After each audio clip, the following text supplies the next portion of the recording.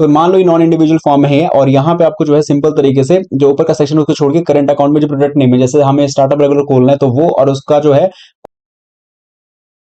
सो welcome guys, पोनो YouTube channel में एक बार फिर से आप लोगों का स्वागत है। और आज की वीडियो में हम बात करेंगे कि कोटक महिंद्रा बैंक में आप लोग न्यू करंट अकाउंट कैसे खुलवा सकते हो या कैसे खोल सकते हो, इसके पूरे प्रोसेस के बारे में हम लोगों ने बात किया था। अगर आपने इस वीडियो को जाकर नहीं देखा तो जाकर देख लेना, पोनो यूट्यूब चैनल पे अब भी अवेलेबल है। आपको पता चलेगा कि कैसे न्यू करंट अकाउंट को ओपन किया जाता है। इस वीडियो में हम बात करने वाले हैं एक और करंट अकाउंट के बारे में, और वो भी कोटक महिंद्रा बैंक के ही बारे में, जो कि आप देख पाओगे यहाँ पे स्टार्टअप रेगुलर करंट अकाउंट की हम लोग जो है बात करने वाले हैं। देखते हैं कि आखिर इस करंट अकाउंट को ओपन कैसे किया जाएगा। इस करंट अकाउंट को ओपन करने के लिए कौन कौन से इंपॉर्टेंट चीजें जो काफी जरूरी है, लाइक डॉक्यूमेंट्स क्या लगने वाले हैं, रिक्वायर्ड एलिजिबिलिटी क्या होने वाली है, फीसेस एंड चार्जेस क्या होने वाले हैं, क्या इस अकाउंट को खोलने के लिए एवरेज मंथली या क्वार्टरली बेसिस पे कोई पैसे को भी यानी कुछ रुपयों को भी मेंटेन करना पड़ेगा या नहीं करना पड़ेगा। और ये सारी चीजों को समझते हुए जानेंगे कि इसको अप्लाई यानी कि इसको ओपन करने का प्रोसेस क्या है, ऑनलाइन पे है या ऑफलाइन पे है। बाकी वीडियो पसंद आती है तो चैनल को सब्सक्राइब जरूर करें ऐसी कमाल की वीडियोस देखते रहने के लिए। और साथ ही में वीडियो पसंद आती है तो वीडियो को लाइक शेयर करके कमेंट्स में लिख के जरूर बताएं कि आखिर किस जगह से वीडियो देख रहे हो। और कोटक महिंद्रा बैंक में अगर आपको चालू खाता खोलना है यानी करंट अकाउंट खोलना है तो कमेंट्स में यस लिख के बता दो। शुरू करते हैं वीडियो को, और ये पूरी वीडियो जो है स्टेप बाय स्टेप होगी, तो ध्यान से पूरी वीडियो को वॉच करते रहना। बता दें, ये हमारी वीडियो है जिसको फिलहाल आप लोग देख रहे हो। वीडियो के जस्ट नीचे जो है ये टाइटल होता है, जिसको मैंने यहाँ पे अंडरलाइन किया है। तो फिलहाल आप लोग जैसे इस टाइटल पे क्लिक करोगे तो आपको डिस्क्रिप्शन बॉक्स खुल जाएगा। इस डिस्क्रिप्शन बॉक्स के अंदर आपको मिलेगी एक वेबसाइट लिंक, जिसको मैंने यहाँ पे अंडरलाइन कर दिया है। तो इस वेबसाइट लिंक पे आप लोगों ने क्लिक कर देना है। जैसे ही वेबसाइट लिंक पे आप लोग क्लिक करोगे सीधा पहुंच जाते हो loanpow.in के ऑफिशियल वेबसाइट पे। यहां पहुंचने के बाद सबसे पहले आप देखोगे कि ये जो वेबसाइट है ऑफिशियली फाइनेंशियली, मतलब कि देखा जाए तो फाइनेंशियली एंड जितने भी तरीके के जो बैंकिंग एंड फाइनेंस सेक्टर से रिलेटेड जो भी आपको जानकारी, कंटेंट, सर्विसेज, इन सभी के बारे में जो जानकारी चाहिए होती है वो यहाँ पे आपको मिल जाएगा।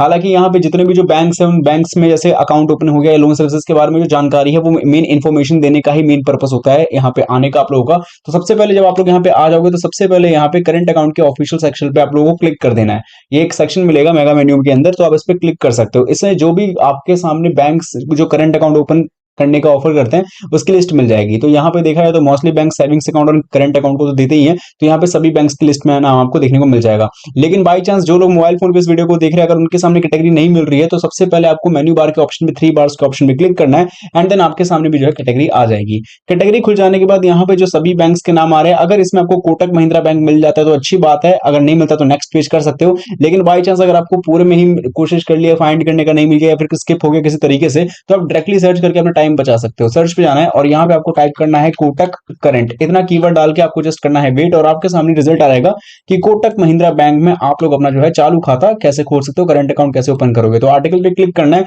आपके सामने आपका आर्टिकल डिटेल में एक्सपांड हो जाएगा यानी डिटेल में खुल जाएगा।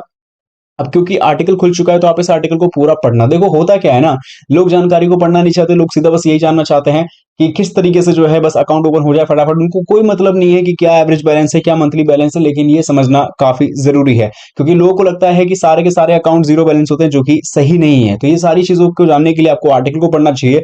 अब सवाल आता है लैंग्वेज बैरियर की, तो आप इसको हिंदी में भी ट्रांसलेट करके पढ़ सकते हो, लैंग्वेज की भी बैरियर नहीं है, लेकिन समय निकालना होगा।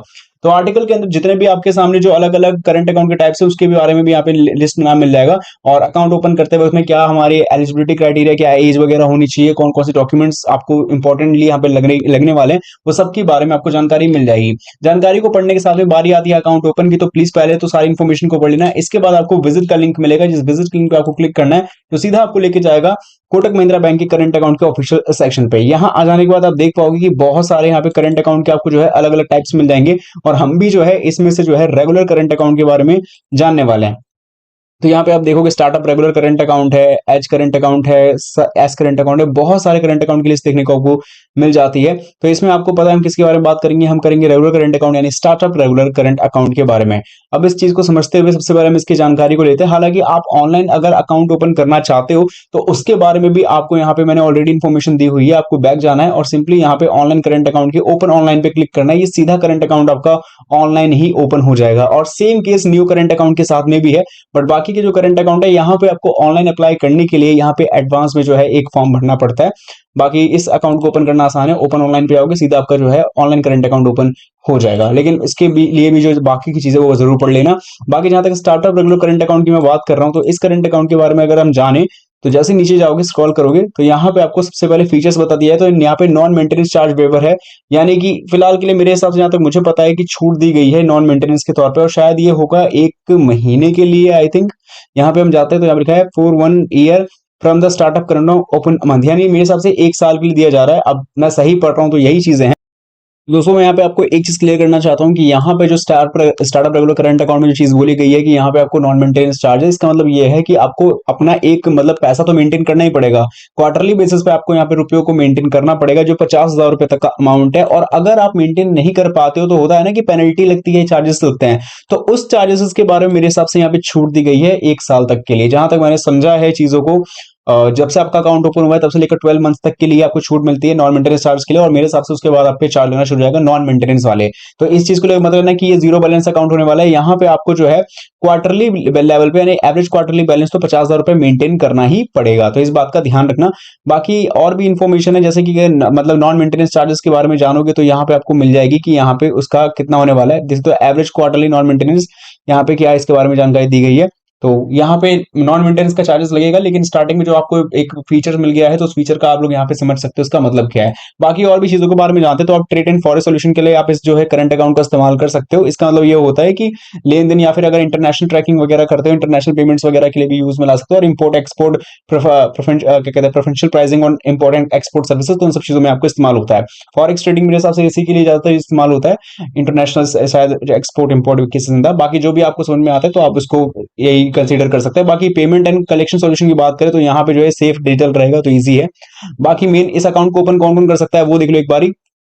इस अकाउंट को ओपन करने के लिए कोई भी जो सोल प्रोपराइटर है उसको जो है वो इस अकाउंट को ओपन कर सकता है। साफ बोला गया है कि इस अकाउंट को ओपन करने के लिए आपको इनिशियल डिपॉजिट 50,000 रुपए तक का करना पड़ेगा, और जो मिनिमम एवरेज क्वार्टरली बैलेंस है जो कोटक स्टार्टअप करंट अकाउंट जो है वो 50,000 रुपए तक का ही है। इस बार मैंने शुरू में बताया था कि आपको एक एवरेज क्वार्टरली बैलेंस मेंटेन करना पड़ेगा जब से the date of incorporation registration of business should not be more than 3 years before the date of account opening. तो इस बात का ध्यान रखना, ठीक है। बाकी इस अकाउंट को ओपन करते में sole proprietor, partnership and limited liability partnership और private and public limited companies भी अकाउंट ओपन कर सकते हैं। बाकी मैंने वैसे एलिजिबिलिटी का सही पड़ा है यहाँ पे। हाँ, तो यही है कि यहाँ पे ये लोग ओपन कर सकते हैं। फीसेस एंड चार्जेस की जो मेन बात है वो तो मैंने आपको बता दी है कि कितना पैसा आपको मेंटेन करना पड़ेगा, और डिमांड ड्राफ्ट वगैरह के लिए आईएमपीएस के लिए क्या ट्रांजेक्शन वगैरह है, कितने रुपए तक पे लगने वाला है वो सब आप देख सकते हो। इसके अलावा कैश डिपॉजिट का क्या सीन है, कैश विड्रॉल कितना कर सकते हो, तो यहाँ पे जो है सारी चीजें बताई गई हैं। तो आप इसको आराम से बैठ के पढ़ सकते हो, क्योंकि fees and charges most important होती है। मैं इसलिए नहीं बता पा रहा क्योंकि इसकी लिस्ट बहुत लंबी है और आपको हर एक चीज को समझना पड़ेगा, क्योंकि आपको कोई और फीचर पसंद आ सकता है, कोई दूसरे व्यक्ति को सेम इस करंट अकाउंट में कोई और फीचर पसंद आ सकता है, तो डिपेंड करता है, ठीक है। तो बाकी आप जो है इस चीज को पूरा का पूरा पढ़ लेना ताकि आपके लिए सब चीजें आसान रहे। इसके बाद बारी आती है, मतलब हम लोग एलिजिबिलिटी समझ गए, फीस एंड चार्जेस। अब अगर मेन डॉक्यूमेंट कौन कौन सा है, देखो ये एलिजिबिलिटी के बेसिस पे होती है कि आपके मेन डॉक्यूमेंट्स कौन से होने वाले हैं। मान लो कि आप सोल प्रोपराइटरशिप के आधार पे इस अकाउंट को ओपन कर रहे हो, तो आप सोल प्रोपराइटर हो तो उस कंपनी के या बिजनेस के, तो आपको जो सर्टिफिकेट या लाइसेंस दिखाना पड़ेगा सबसे पहले म्यूनिसिपल अथॉरिटीज के द्वारा जो आपको मिली है आपके दुकान के लिए, जब से आपने अपनी दुकान को शुरुआत की है। सीएसटी वैट जीएसटी सर्टिफिकेट आप लगा सकते हो, सर्टिफिकेट रजिस्ट्रेशन डॉक्यूमेंट जो कि sale tax services tax profession tax authorities के द्वारा आपको दी गई होगी।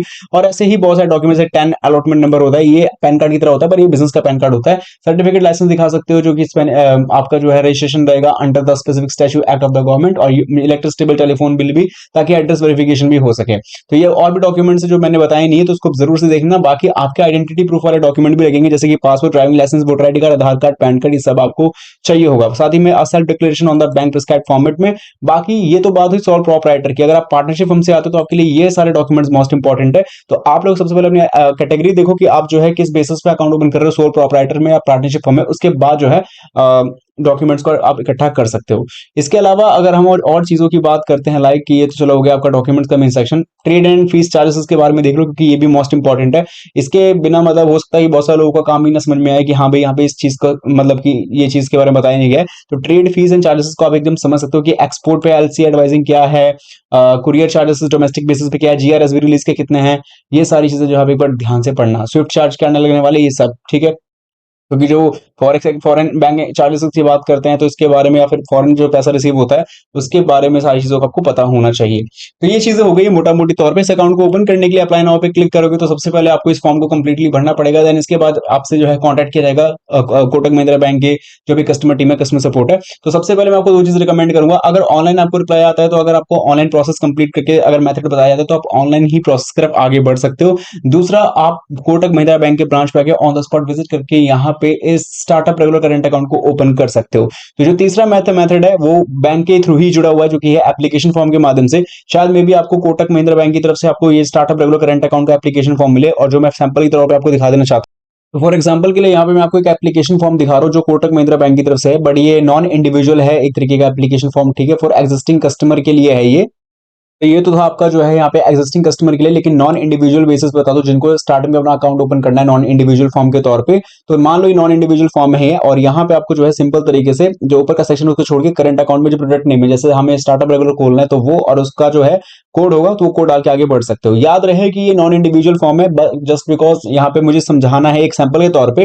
बाकी अगर आप लोग एक सोल प्रोप्राइटर हो तो आप इंडिविजुअल फॉर्म को भी ले सकते हो, जो आपको कोटक महिंद्रा बैंक के ब्रांच से रिसीव हो सकता है। या अगर इसको ऑफलाइन ओपन करने का मेथड नहीं होगा तो आपको बाकी के वो प्रोसेस या तरीके बता सकते हैं। बाकी इस फॉर्म को कंप्लीटली आप एक तरीके से भर सकते हो।